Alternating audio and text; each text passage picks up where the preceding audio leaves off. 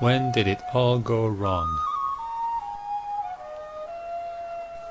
Why did Arabs and Jews start hating each other? Is it because of Judaism? Is it because of Islam? Is it about oil, money? Unlikely, as for over 1,300 years, since the very beginning of Islam, Jews and Muslims lived together in an unprecedented religious and cultural harmony in Palestine, North Africa, and Spain.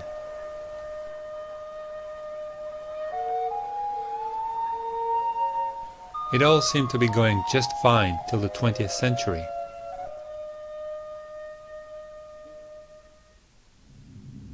But then something happened.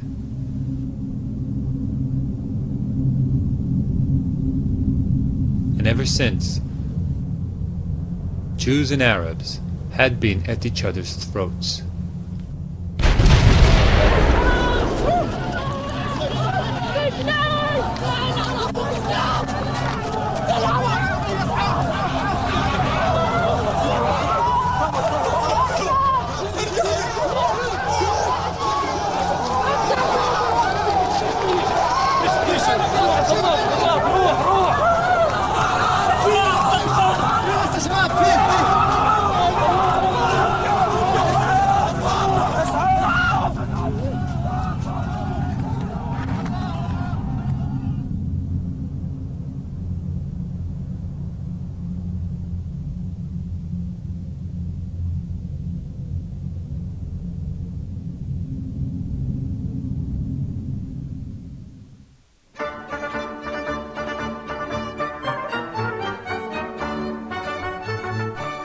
The little picturesque town of Basel, in Switzerland, have possibly something to do with how it all went wrong. Basel was the setting for the first Zionist convention in 1897. Zionism was a national Jewish revival movement that sought to unite all Jews in a national homeland. They just weren't sure where that homeland was. Up until 1897, there were all kinds of crazy ideas thrown into the air, like Uganda, Alaska, Madagascar, and other less exotic destinations. In Basel, however, the Zionist movement decided on an ideal and historically relevant location: Palestine. But what if the people who were already living in Palestine didn't want to have a national Jewish home set up in their country? The Zionists had some clear ideas about that problem from the very beginning. Theodor Herzl, considered to be the founder of Zionism, wrote in 1895, "We shall try to spirit away the penniless population across the border."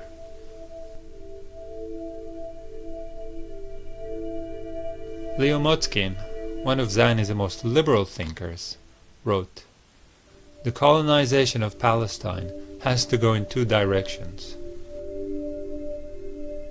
Jewish settlements in Eretz Israel, and the resettlement of Arabs in areas outside the country."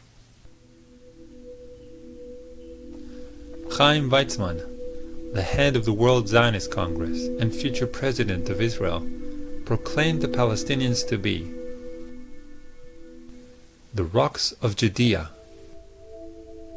obstacles that need to be cleared on a difficult path. Amazing how little have changed in Judea since then. The Jewish people came into this country, said this is our country, and they didn't say it's our country, but we recognize that there's another people living here. Let's see what we can work out. No, the whole idea of Israel until today is this is our country from the Mediterranean to the Jordan River, and it's only our country. It's exclusively our country. There is no other people. There's a bunch of Arabs living here, that we know. But there's no people, there's no other people with a claim to the country, with a legitimate right to the country. This is our country exclusively, and therefore either you shut up if you're a Palestinian and you live in one of the little islands we'll give you by sufferance, not by right, or get out. But back to the story. At the end of the 19th century, there were hardly any Jews living in Palestine. So the Zionists started campaigning all over the world for Jews to immigrate to Palestine. In Zionist vocabulary, this is called aliyah, which means to ascend to a higher place. I'm not kidding. Most Jews thought the idea sounded like a pitch for a horror movie and decided to immigrate to the US instead. But some Jews bought the whole ascending thing and actually came to Palestine.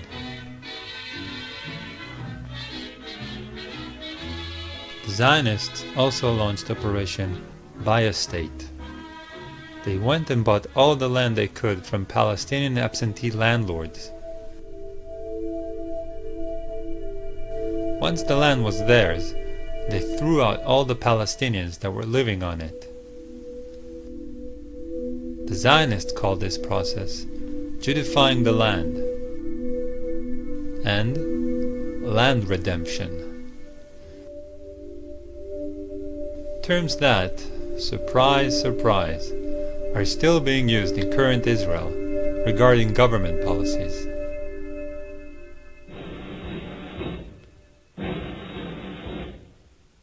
Then, in 1917, things changed. The British conquered Palestine from the Turks. They legalized the Jewish national home idea with the Balfour Declaration in the same year. Palestine became a special case because the British violated the provisions of the Mandate for Palestine, because they put the Balfour Declaration into the Palestine Mandate, you say. What did this mean? It meant that for Palestine, the wishes of the inhabitants, 90% Arab, would not be listened to, and they would not be developed for independence. It would be Jews, once they came in through immigration, you see, they would be allowed to develop. And so it's really with the Palestinian Mandate and the violation of the mandatory provisions to give the Zionists the right to create a majority of Jews to create a Palestinian state, that the real Palestinian Zionist conflict begins, with very few illusions on both sides. The Palestinians launched two popular uprisings against the Jews and the British blatant pro-Zionist policies. The first took place in 1929 and claimed hundreds of Palestinians and Jewish lives. The second, in 1936, was practically a small-scale war between the Palestinians and the British, who were also aided by the Zionists. It lasted for 3 years, and in the end, approximately 5,000 Palestinians died. The British also exiled the Palestinians' leadership and dismantled all Palestinians' paramilitary units. The Palestinians were left defenseless and leaderless. Most of the Israeli commanders had studied the British reaction to the Palestinian revolt in 1936 and 1939, which became the manual book of what to do to the Palestinians in case of resistance. In fact, most of the atrocities you read about, and I'm sure most of you in this place know about it, most of the atrocities that you enlist as severe violations of human rights and civil rights in Palestine today. Most of these violations were invented not by a Jewish Zionist mind, but by British mandatory authorities in the war against the Palestinians between 1936 to 1939. Examples: the idea that you demolish houses of people is a British invention. The idea that in order to make a search memorable to people, you destroy a house and then you move to the other house, and then to the other house, and then to the other house, was an invention by British officers on the ground. The idea that you shoot people without warning them, or you arrest them without trial, it's all from the reservoir of the mandatory anti-Arab measures in 1936 to 1939. But of course the Israelis added their own brutal and callous ideas as the occupation continued. Then, in the 1940s, the cards turned. Following a string of British pro-Palestinian policies, the Zionists launched terrorist attacks on British personnel and facilities. Violence continues to rule in Palestine. British soldiers seek bodies in the Department of Labor building at Chechnik, where a few minutes before, a blast had partially wrecked the edifice. 3 policemen were blown to bits when they tried to remove an explosive-laden truck. Shaky walls are torn down.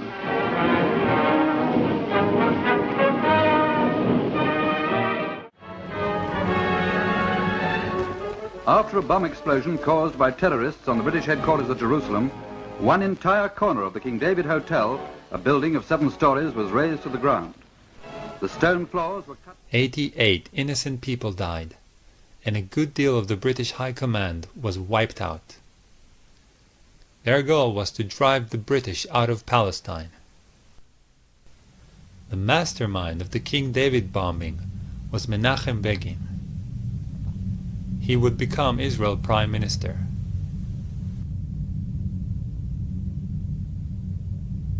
His accomplice, Yitzhak Shamir, would also later become Prime Minister.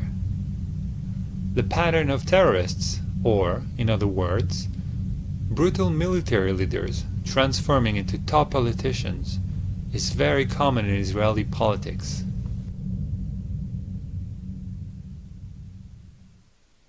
At this point, the British have had enough, and they transferred the matter of Palestine to the UN. The United Nations sent a committee to evaluate this in the summer of '47, and they recommended partition. And the Zionists eagerly accepted this, and the Palestinian Arabs didn't, because they were still 2/3 of the population, and they felt this was unjust. But nonetheless, this partition, which was approved in the UN after Thanksgiving in 1947, officially recognized 2 states. In 1947, the Jews owned 5.8% of the land. In the UN partition plan, the Jews ended up with 56% of the land, almost 10 times of what they actually owned. The Palestinians had half of their land stolen right under their noses. Their population was split into 2, half of it living in the Zionist state as a minority. Even in the borders of the Jewish state, the Jews owned only 11% of the land. The United States? Yes. Yugoslavia? Abstain. The resolution of the DUC Committee for Palestine was adopted by 33 votes, 13 against, 10 abstentions. Why would the UN be so blatantly pro-Zionist? To not underestimate the power of guilt. Anyone heard of the Holocaust? The UN sought to compensate the Jews over the deaths of 6 million Jews in World War II.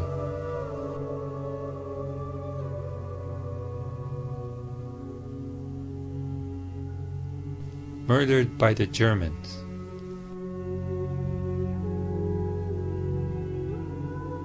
And they decided that the Palestinians should pay for it. Makes perfect sense. However, this amount of land, more than half of Palestine, was still not enough for the Zionists. David Ben-Gurion, the leader of the Zionist movement in Palestine, wrote in 1937, "The Arabs will have to go. But one needs an opportune moment for making it happen, such as a war." The Palestinians had no desire to fight the Zionists or start a war. They were used to living under different sovereigns for hundreds of years: Egyptians, Turks, British, and now the Zionists. In 1948, Ben-Gurion tells the Jewish Agency executives, "I believe that the majority of the Palestinian masses accept the partition as fait accompli, and do not believe it is possible to overcome or reject it. The decisive majority of them do not want to fight us."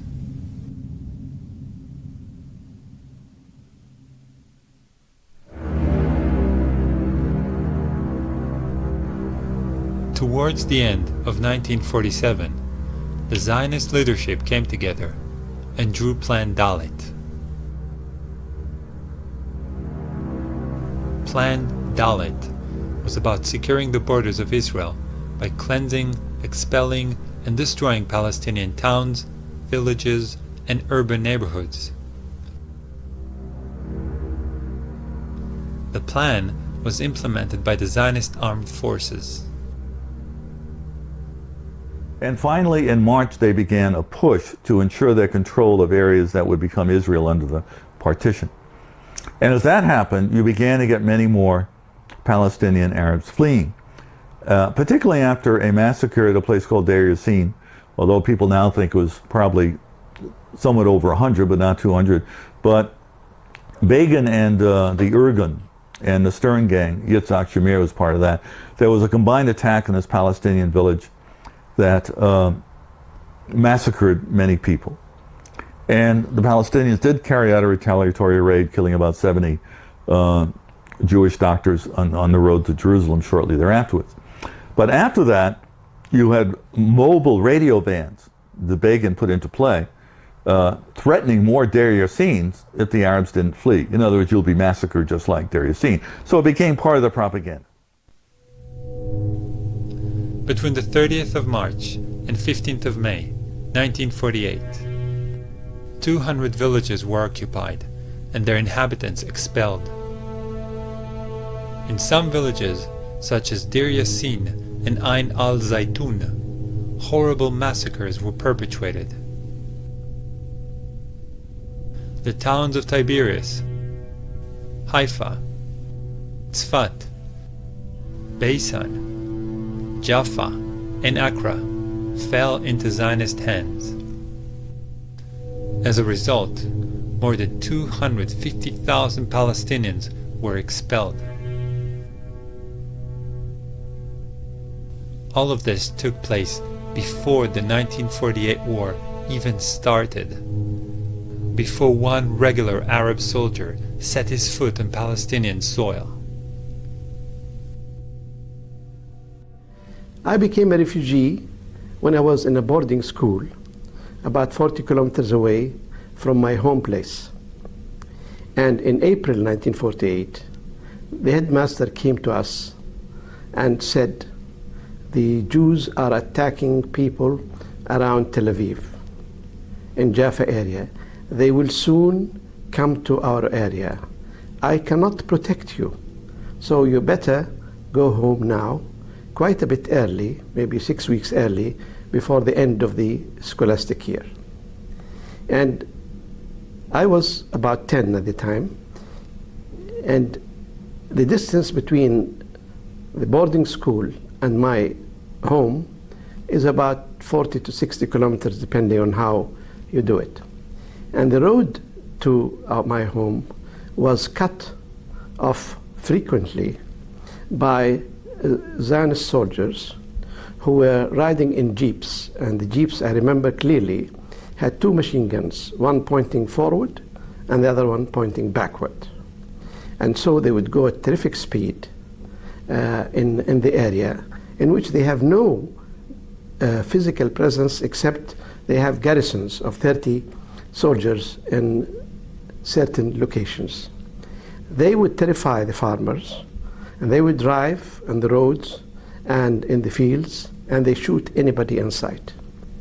So I have a cousin who was older than me, about 20 years age at that time, and he said, let us walk back home. And he advised us that if you see these jeeps coming, you have to hide in the wheat field, which was then very much in evidence, until you hear the sound of the jeep going away. So we did that, and on the way I had to throw away my bag, my clothes and my books, and we had to walk about 40 kilometers, terrified as a child that one moment we see the jeep and they would kill us. When I arrived home, my mother was so sad, and I think I remember I had to sleep for about 2 days after this ordeal. Now, only 6 weeks later, precisely on the 14th, the night of 14th and 15th of May, our home was attacked again by about 24 tanks, which came to cut Gaza Strip. My home is close to Gaza Strip, but not in Gaza Strip, to cut it into two, to cut it, Gaza Strip into two. And they came, and we have my brothers and cousins, so on, they had some old guns. They held them from about 10 o'clock at night till 6 o'clock next morning. But finally, of course, they could not continue to resist, and the Zionists came and they blew up our homes and burned them. They also blew up the school which my father built in 1920. It's a primary school, which was our pride, because my father built that school at his expense in 1920 when he had no children. They also blew what's called bayara, which is a well, with motorized well, from which we drink, and also we water our gardens and plantations. Since that time, I spent many days and years, in fact, going through Europe's libraries, especially in London, but also in Paris and in Germany and Istanbul, trying to reconstruct the face of that invisible enemy to me, which destroyed my life ever since, until today.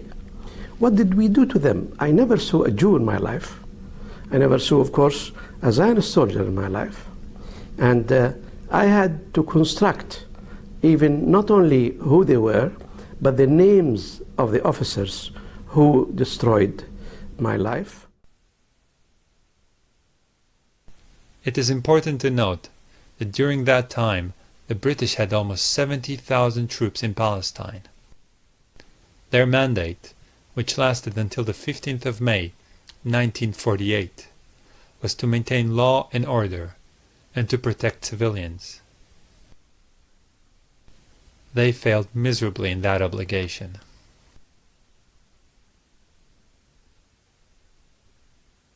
While the ethnic cleansing of Palestinians was going on, the Zionists were busy announcing to the world that a second Holocaust was imminent. The Jews were about to be overrun and thrown into the sea. At the same time, in February 1948, Ben-Gurion wrote to his foreign minister, "We will be able not only to defend, but also to take over Palestine as a whole. I am in no doubt of this. We can face all the Arab forces." Confident of their victory, the Zionists declared independence on the 14th of May, 1948. And Ben-Gurion became the first prime minister. On the 15th of May, 1948, 7 Arab countries declared war on Israel and invaded Palestine. In a joint public statement, they explained their reasons. The Zionist aggression in Palestine resulted in the exodus of more than 250,000 of its Arab inhabitants, and in their taking refuge in the neighboring Arab countries.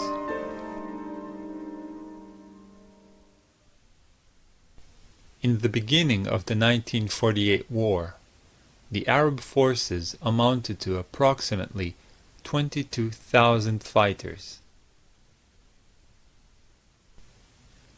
The Zionists had 40,000 soldiers. The Jordanians had an army that would have evened the odds. However, King Abdullah decided to sit this one out. Instead, he defended only the bits he wanted to attach to Jordan: Jerusalem and the West Bank. And one of the myths of this whole period is that you had a little Israel, small Zionists against the Palestinians, and then later on in the war, when the Arab states invaded, that it was David versus Goliath. They were facing overwhelming odds, and this was simply not true, because even then Israel, from May of 48 on, had more troops than the Arab states, who had very small armies. See what I mean? So, but that's one of those things that many people believe. When you had the Arab state invasion, Egypt, Syria, you had Iraqi troops, you had some Saudi, the Lebanese did very little, and you had the Transjordanians. This will become Jordan, which includes the West Bank after 1948. Well, when they invaded, there was no coordination, because no one trusted Abdullah of Transjordan, because he had been dealing with the Zionists in sort of what we might call a non-aggression pact. Although many Israeli historians deny this vociferously, there clearly were discussions and agreements.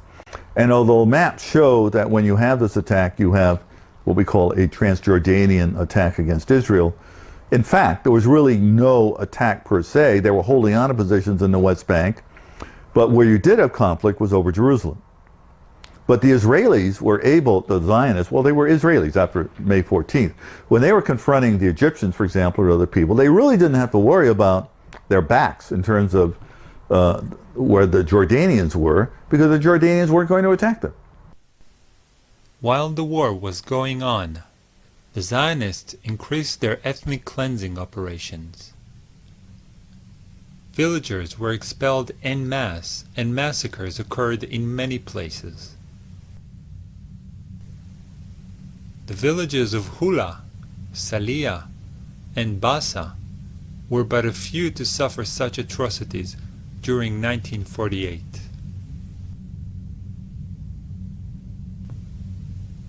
Once Zionist troops occupied a village that resisted them, they would round up all the men according to lists the intelligence officers would provide. On the whim of the local commander, they would either shoot them or march them away.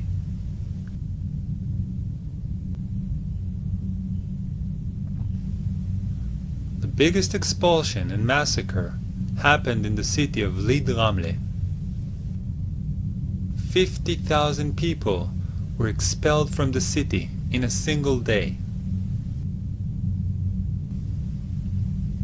426 men, women, and children were killed by the Zionist forces.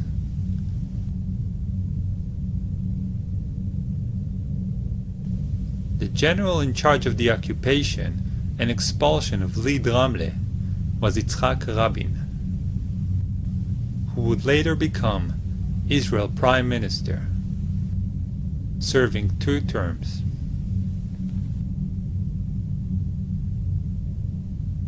In 1948, the Chicago Sunday Times reported on the Israeli tactics.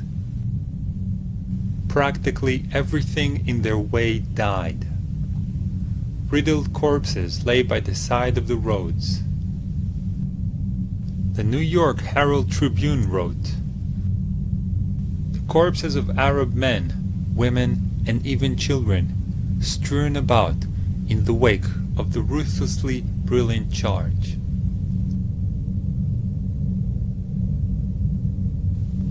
The London Economist reported, "The Arab refugees were systematically stripped of all of their belongings. Then, they were sent on their trek to the frontier."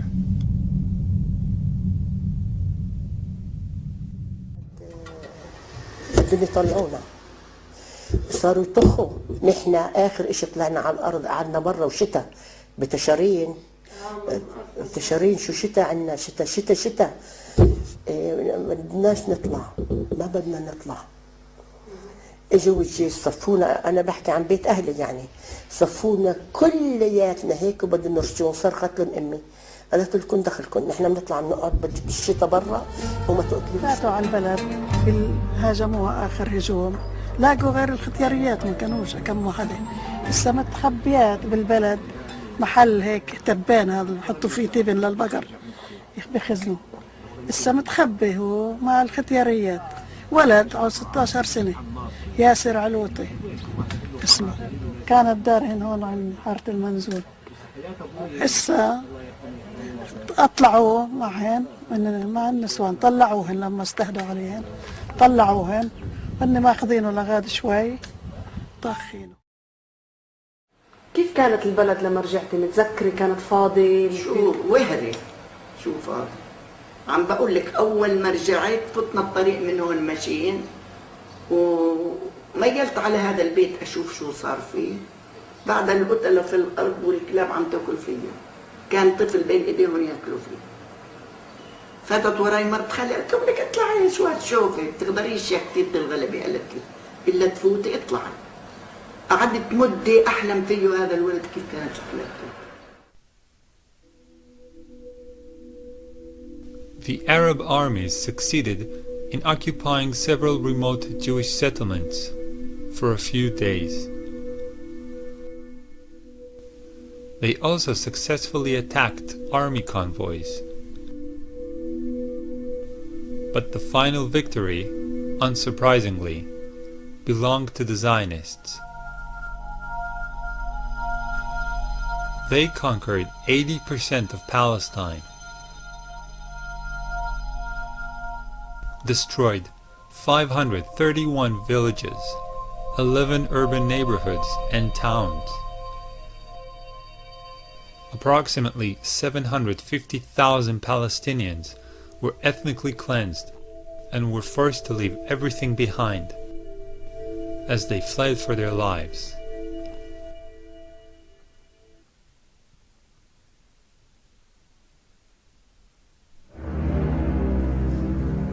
However, the ethnic cleansing didn't stop in 1948. It just shifted gear. In 1967, in the Six-Day War, Israel conquered what was left of Palestine, the West Bank and the Gaza Strip. Now, the remaining 20% of Palestine and all the Palestinians were under Zionist control. So it was really the whole spectrum of Zionist views from left to right were represented in the government that made the most important decision on the future of the West Bank and the Gaza Strip on the 19th of June 1967. And the decision was very clear. The decision was, there were actually three decisions taken at the time, and I don't think much, unfortunately, has changed. The first decision was that unlike 1948, the Israeli government cannot decide on the mass expulsion of the Palestinians from the West Bank and the Gaza Strip. It was, for me, looking at that document, a reaffirmation, if I needed one, that the Israeli political elite was aware of the ethnic cleansing it committed in 1948. So in 1967, they said very loud and clear, we cannot do what we did in 1948. They say it very clearly in their documents. So they can't expel. Not that it prevented them from expelling hundreds of thousands of Palestinians from the West Bank in particular, but also from the Gaza Strip. But this was not similar to the ethnic cleansing of 1948 because it was not a systematic mass expulsion of the people from their country. It was expulsion of locations according to different strategic considerations of the Israeli army that wanted to downsize the number of Palestinians under Israeli control. So the first decision was not to continue the ethnic cleansing of Palestine in the same way that it was committed in 1948. The second decision was that unlike the Sinai Peninsula and the Golan Heights, which the Israelis occupied in 1967 as well, unlike those two territories, which the Israeli government at the time recognized as belonging respectively to Egypt and Syria, the West Bank and the Gaza Strip were part of Israel forever. To keep the territories as part of Israel without expelling the people. And that, of course, led to the third decision. If you keep the territories and you don't expel the people, what do you do with the people? Do you turn them into Israeli citizens? Do you annex officially the territories to Israel? And the third decision was to create what, and this is my words, not their words, but to create a mega prison. To create an amazing human invention that only the Zionist ideology could produce. The idea that you can lock at the time 1.5 million, now double the number of 1.5 million, that you can lock them in a regime that is similar to the concept of a prison, with all kinds of variations on the prison concept. It can be an open prison if the inmates behave themselves. They can even go and work outside, provided they come back to be in the prison at the end of the day. They can have autonomy in the prison. They can run their life as they wish, provided they accept the concept. Should they resist, the Israeli government would move quickly into a high security prison with all the punitive measures that harsh wardens would take against inmates in such a situation. Under the army's protection, and with the government's aid, Israeli settlements were erected in the West Bank and Gaza Strip. Today, they cut through the Palestinian land and keep spreading. Some of them, like Ariel and Ma'ale Adumim, are already considered to be cities.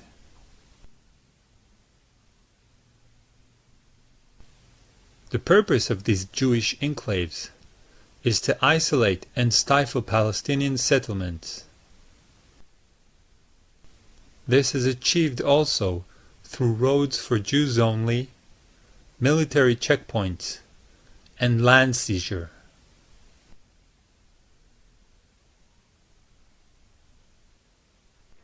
But we want a Palestinian state, the Bantustan, because we have to relieve ourselves of the Palestinian population, but it can't be a viable state. You see? And that's where the Bantustan idea comes in. So there are 4 elements on the ground that have created that Bantustan. And if you look at a map, we even have maps that show almost exactly the borders of this emerging Bantustan. One are areas A and B. the areas that were reserved for Palestinians during Oslo, the Oslo peace process. And that locks the Palestinians into these islands already on about 42% of the West Bank. Then, in addition to creating the contours of the state by areas A and B, Israel has created massive settlement blocks. 7 settlement blocks, not just discrete individual settlements, but 7 blocks that are consolidated, that then divide those areas A and B into islands, create Israeli corridors in between, and those settlement blocks will then be annexed to Israel. So Israel will essentially occupy 90% of the country, and the Palestinians will get 10% of the country in little tiny islands. That's the idea. That's the second element. The third element is the infrastructure. In other words, that Israel is building, with American, almost total American support, a $3 billion system of bypass roads and highways throughout the occupied territories that then link them physically into Israel proper. So that you create in the country, it's already been done pretty much, one urban fabric where the settlement blocks are an integral part of the metropolitan areas of Israel itself. One highway grid in which the bypass roads and highways of the West Bank and Gaza are integrated into those of Israel. One electrical system, one water system. So you create a situation on the ground where it's impossible to detach meaningful territory from Israel for a Palestinian state. That's the third element. And the fourth element is the wall that's being built. The wall that's being built that Israel calls a fence, because in some parts it's a massive fence, but when it comes to Palestinian populated areas, it becomes a wall. It's a wall twice as high as the Berlin Wall.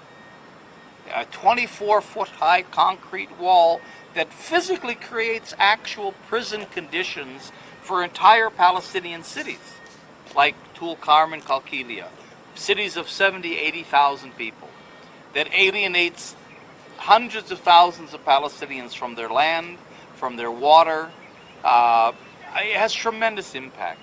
But what this wall does, the separation wall, is that it then sets these contours, these borders that have been set by the settlement blocks in areas A and B in concrete, so that it's a $2 billion system linked to a $3 billion highway system, linked to I don't know how many billions of dollars in the settlements, all designed to close the Palestinians into these little tiny islands.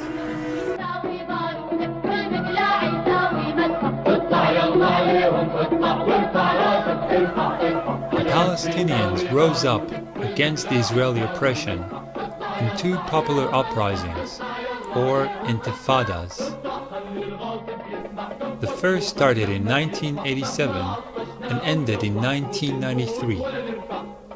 The Palestinians stood up to the Israeli oppression, extrajudicial killings, mass detentions, house demolitions, deportations, and land seizure.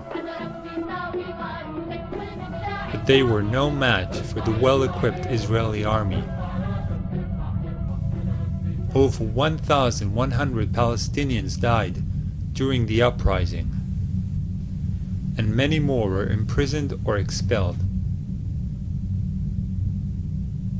The first intifada was put down by the Israeli government with so much brutality that the UN condemned Israel for violating the Geneva Conventions. The intifada succeeded, however, in bringing the Palestinian case to the attention of the world. It also heralded the schizophrenic path that the Palestinian resistance would take from now on. While peaceful, non-violent demonstrations were conducted, suicide bombers entered Israel and blew up buses packed with people.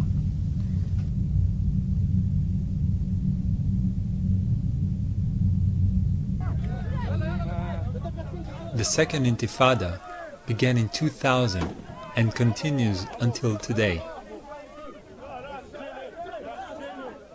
So far, it has claimed the lives of over 5,300 Palestinians and over 1,000 Israelis. While it was raging, the only true democratic elections in the whole Arab world took place in the West Bank and Gaza. الحكومة الفلسطينية العاشرة برئاسة رئيس الوزراء الفلسطيني المكلف الأخ إسماعيل هنية قد منحت الثقة بالأغلبية المطلقة لأعضاء المجلس التشريعي.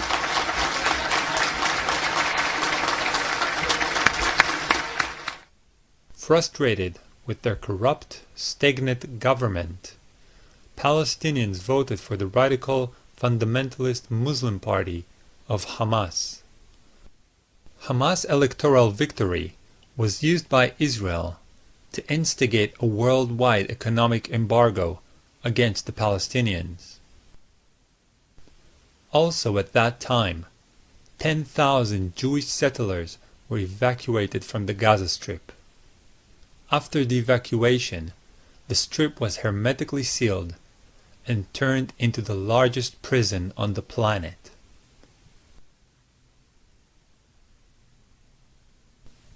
Israel controls all sea, land, and air access to Gaza.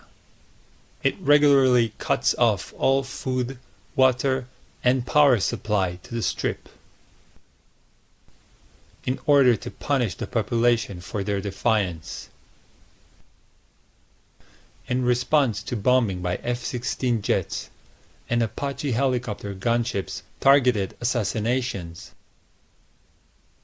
Palestinians fire homemade rockets at Israeli settlements.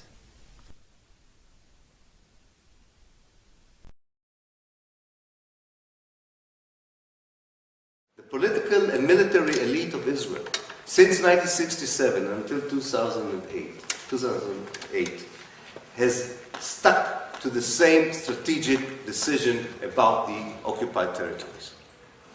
That this area cannot be annexed to Israel as long as it has a large Palestinian population in it.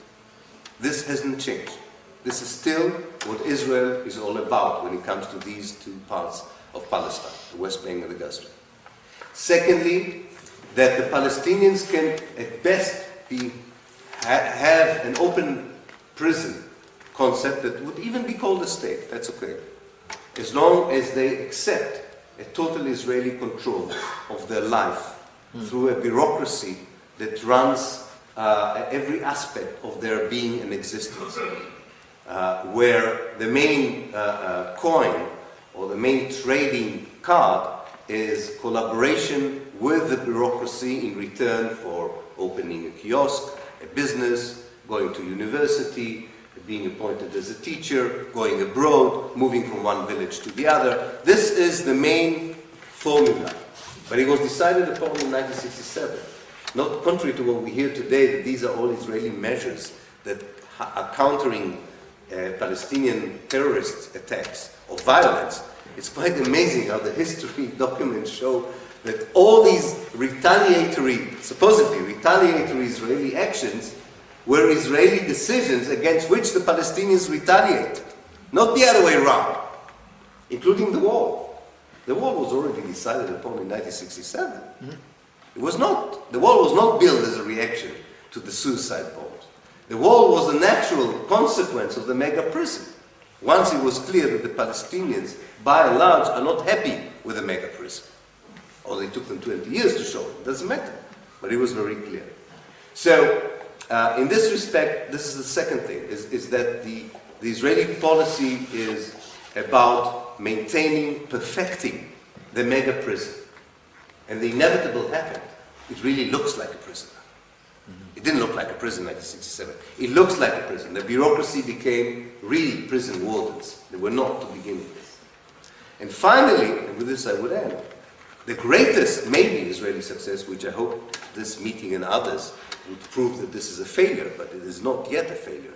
The greatest success is that 41 years onwards, these Israeli policies are not known. Definitely the fact that they were taken in 1967 and hasn't changed is not known.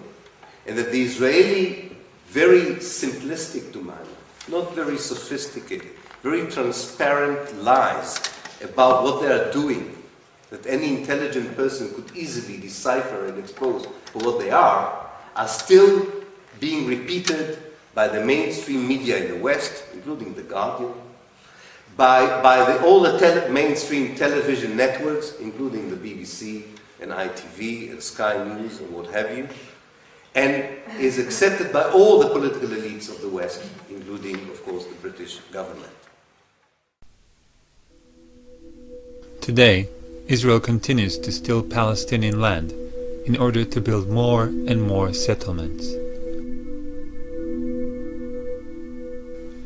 The security wall that Israel erected is instrumental in this, as it encloses a large portion of the West Bank's most fertile land.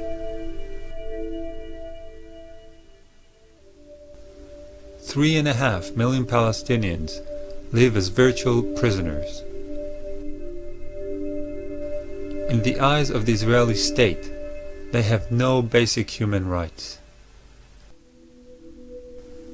Israel kidnaps and imprisons Palestinians on a daily basis.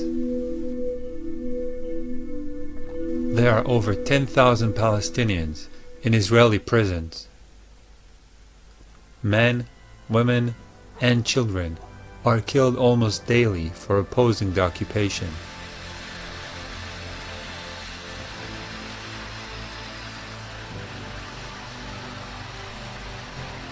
The Israeli state, with its Zionist ideology, won't stop until the last Palestinian living in Palestine is expelled, imprisoned, controlled, or killed.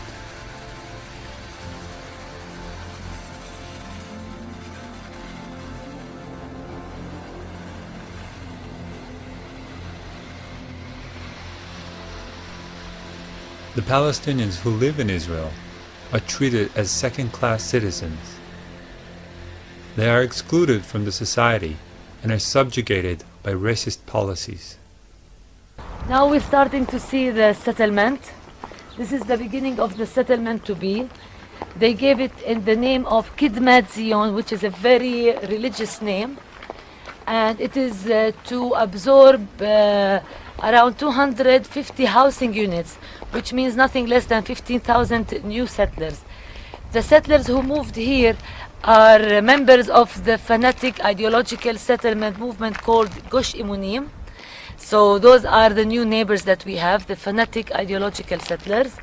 And you can see that they have not just the army to protect them and to enslave them, but also they have special guarding agents that are sitting on top of their house. So we see that sometimes when the women are getting down to throw the garbage, she has a bodyguard in front and a bodyguard behind. When the women and their children are moving out of the neighborhood, there is a bodyguard car in front and a bodyguard out behind. And those bodyguards, by the way, are not paid by the government. They are paid by my taxes as a taxpayer, because these are private security companies that are, paid by my taxes for special requests based on security needs. And of course the security needs are not to protect me as a taxpayer, but to protect the illegal settlers that are moving on my land against my will. And that's the controversial reality that we here live in. Because these are not only the lands that were confiscated. Behind the mountain you have a vast majority of lands that are owned by Abu Dis overnight were announced as confiscated areas for security reasons, and they won't allow me to move around because at one point I'm sure the security will follow me. But I wish I could take you, like you see the wall zigzagging in and out. Palestinians out, Israelis and empty land in order to grab all that empty lands for the expansion of a settlement to be. Now, the bigger picture of Jerusalem that the Israeli municipality is not even hiding is the issue of metropolitan Jerusalem, the master plan 2020 for the metropolitan of Jerusalem, where if you follow the route of the wall, it is bringing Palestinian neighborhoods out and bringing illegal Israeli settlements in to the metropolitan of Jerusalem. For example, Abu Dis, you see how Abu Dis is adjacent to Jerusalem. It's like within walking distance, 5 minutes walking distance, you're in Jerusalem. This is Jerusalem. Internationally, historically, this is Jerusalem. But Abu Dis, with its population, concentrated Palestinian population, is out of the master plan for Jerusalem, whereas Ma'ali Adumim settlement that is built on Abu Dis land, if like 5 kilometers from here, is into the master plan of Jerusalem because of their Jewish majority or their Jewish existence. The same thing for Beit Lahem area. Beit Lahem, the city of Jesus, is out of Jerusalem, metropolitan, although it's 12 kilometers drive. It's like 12 minutes drive literally between center Jerusalem and center Beit Lahem. But because it's concentrated Palestinian area, it is out of the metropolitan of Jerusalem. But Gush Etzion blocks, settlement blocks that are 20 kilometers away from Jerusalem are within the metropolitan of Jerusalem because of their Jewish population. So the metropolitan of Jerusalem is so clear, racist, apartheid, whatever you want to call it. Jews in, Palestinians out. So this is the bigger picture, and the internal picture is with the Israeli Jewish fanatics that we have to deal in. So you have fanatics on the ground, you have fanatics at decision-making level. You tell me what is the way out. Generally, the Palestinian opposition takes the form of peaceful, non-violent protests, like in the village of Bilin and Nialin. But from time to time, it also takes the form of suicide attacks, when desperate young men, feeling they have nothing to live for, explode themselves in Israeli cities.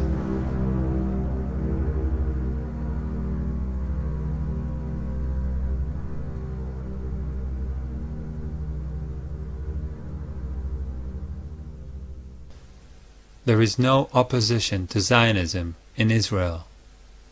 There are only small, insignificant groups that remain almost invisible and ignored in Israeli society. And their focus is almost exclusively on the West Bank occupation and the Gaza siege. None of the existing peace organizations in Israel is concerned or even interested in the real causes of the conflict.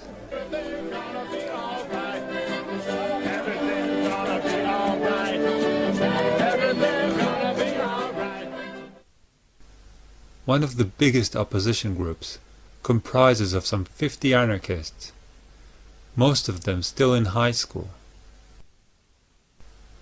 They joined peaceful Palestinian demonstrations in West Bank villages and end up playing cat and mouse with the soldiers pursuing them through the hills. Another group, Gush Shalom, is mainly made up of senior citizens. You're welcome. Nice to meet you. Thank you. Welcome. Just like Combatants for Peace and a few other tiny groups.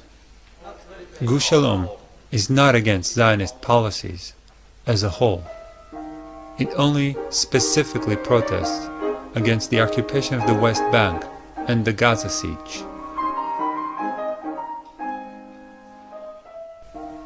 In this situation, it is hard to even determine how positive the impact of those leftist organizations is. After all, their very existence convinces most Israelis and the world that Israel is an open, free, democratic state. The real, desperately needed discussion about the ultimate fate of the remaining Palestinians simply does not exist.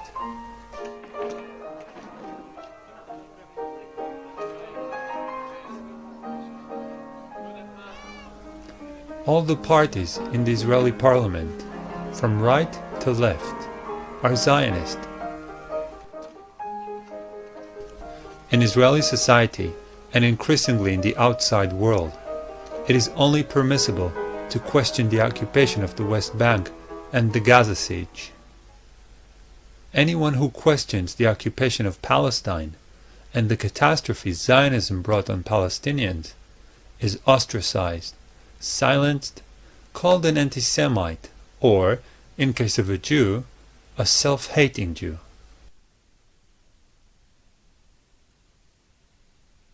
I don't think that we can implement a full right of return for however many Palestinians do want to return and still maintain the integrity of the state of Israel as a democratic Jewish state, as we in Israel would like to have it. So I think we're going to have to look for a compromise on the right of return, a compromise that will both acknowledge the suffering and give some forms of reparation and help Palestinian refugees integrate into whatever countries they are in today and accept some back into Israel.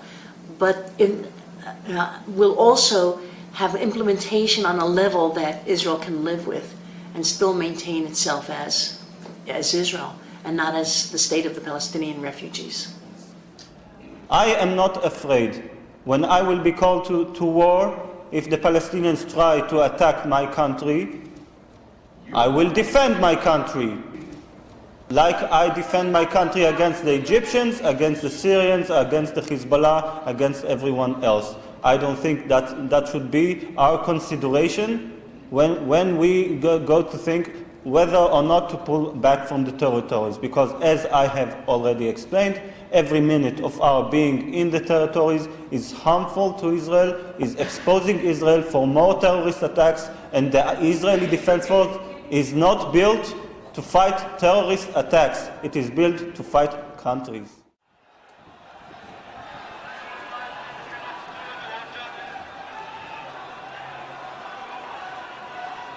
Activist groups everywhere, of all faiths and none, who campaign for justice and peace, need to ask themselves some uncomfortable questions about how effective really they have been, and more to the point, what they must do to be more effective.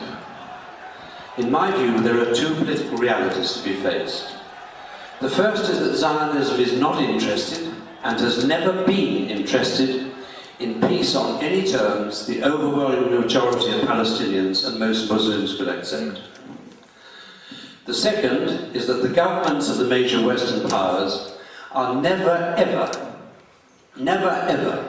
going to use the leverage they have to call and hold the Zionist state to account for its crimes unless they are pushed to do so by informed public opinion, by manifestations of democracy in action. Now, as I said on this very platform in November 2006, and I think it bears repeating, the problem throughout the mainly Gentile Judeo-Christian world is that the citizens of nations, generally speaking, are too uninformed to do the pushing. In fact, they are not only underinformed, they are misinformed, conditioned, one could even say brainwashed, to accept a version of history, as Moshe mentioned, which is simply not true. And this has happened in large part because the mainstream media, like almost all politicians, is terrified of offending Zionism. Now it follows that if governments are to be pushed to do what is necessary to bring the conflict in and over Palestine to an end, if, in other words, the citizens of nations are to be empowered to take part in informed and honest debate, to make democracy work for justice and peace, it follows, I believe, that there is an absolute first requirement, and that is the liberation of the citizens of the Western nations. Liberation from the tyranny of Zionism's propaganda lies, upon which the first draft of Judeo-Christian history is constructed. The good news is that the tools to make this liberation possible are now available. They are books which expose Zionism's version of history for the propaganda nonsense it is. The core essence of this nonsense is that there was no ethnic cleansing of Palestine, that poor little Israel has lived in danger of annihilation and driving into the sea of its Jews, and that Israel had no partners, Palestinian or Arab, for peace. Israel's existence has never, ever been in danger from any combination of Arab military force. And that Zionism's assertion to the contrary was the cover which allowed Israel to get away where it mattered most with presenting its aggression of self-defense, and itself was the victim when actually it was and is the oppressor. In terms of racism, there is no difference between apartheid South Africa and Zionist Israel. The Zionists, however, have the biggest weapon that was not available to South Africa apartheid. Bigger than F-16s, tanks, and nuclear missiles put together. It's called the Holocaust. The Holocaust allows Zionists to manipulate world public opinion and to stifle any possible open discussion. It is simply their biggest asset. Today, to be an anti-Zionist is construed as being anti-Semitic, and to be anti-Semitic can send you to prison in Europe.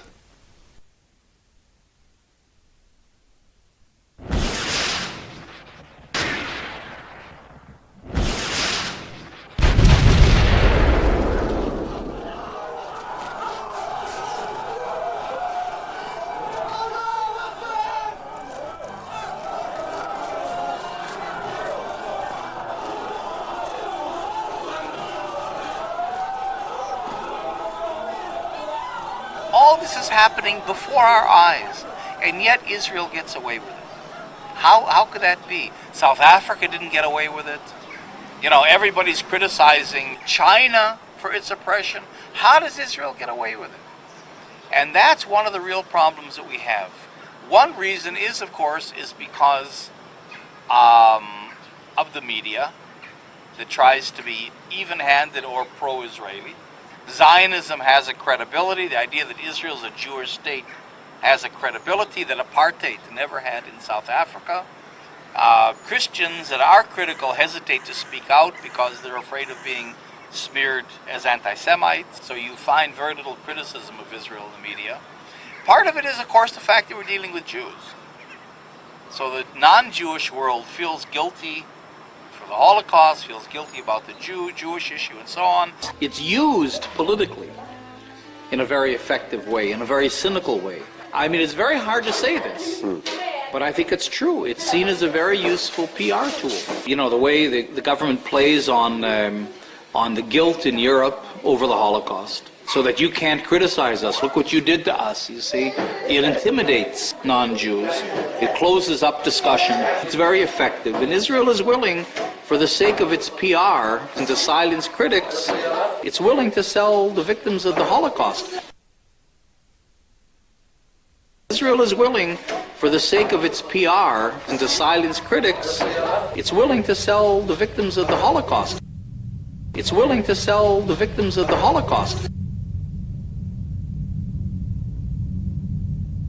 The sad fact is that those 6 million Jews that died because of a fascist, racist ideology are cynically being used today to justify and support another fascist, racist ideology.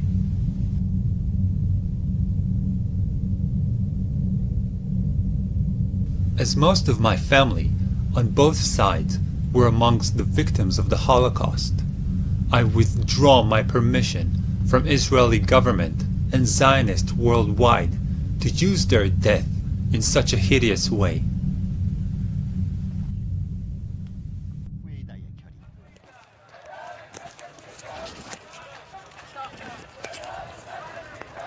Interested to know what you can do about it?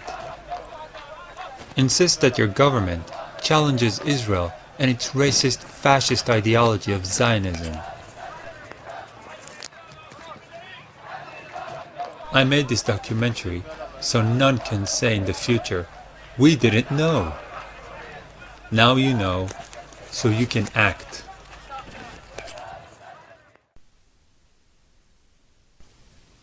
I also made this documentary because I have a huge debt to the Palestinians. One part of the debt is simply growing up in Israel.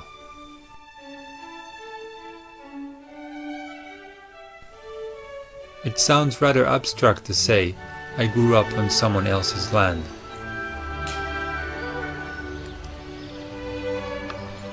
It is more to the point to say that I grew up in a block of flats in a suburb built on once beautiful olive and orange groves.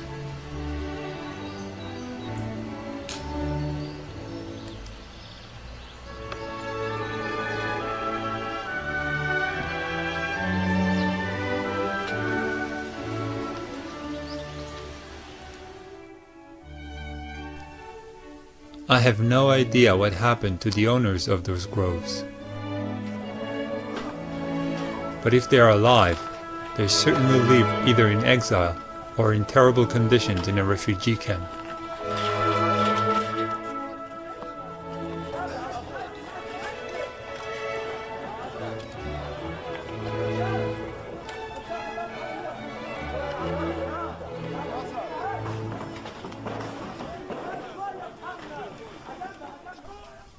Another part of my debt is taking an active part in the occupation as a paratrooper and reserve soldier.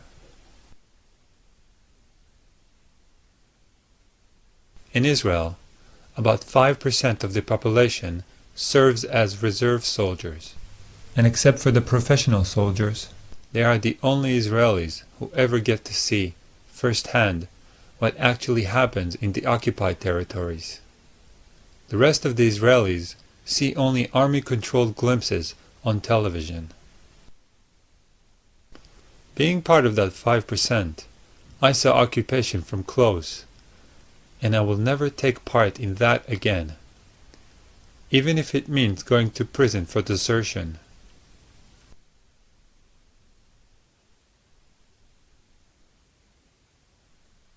Zionism's main defense is not money, is not military might, but a wall of propaganda lies.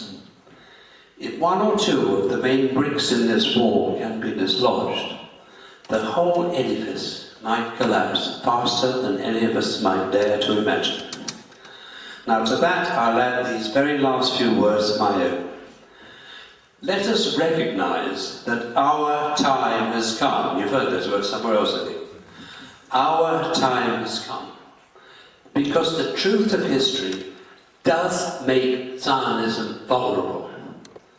And that means that Zionism can be successfully challenged, checked, and defeated. Thank you.